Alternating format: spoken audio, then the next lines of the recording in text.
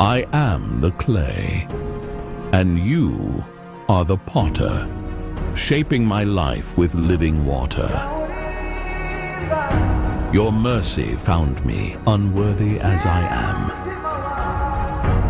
Unworthy as I am, you called me chosen, a child of the Lamb. By grace, I stand redeemed and free, a living testimony of what you can be. Now I proclaim, with joy I sing the wonders of Christ, my Savior, my King. For in my life your glory I see, a living testimony for eternity.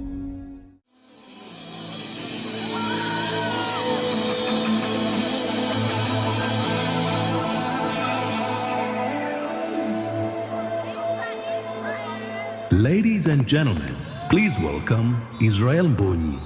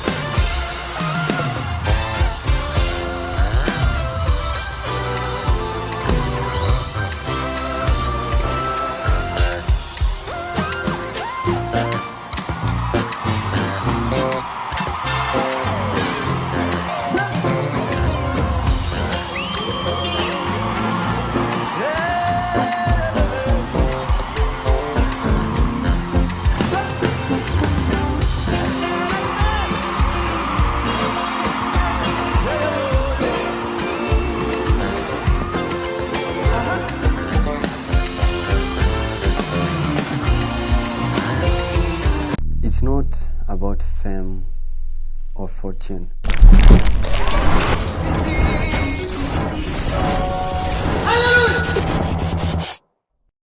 It's a ministry.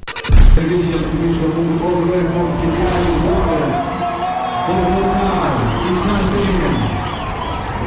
gentlemen, are we ready?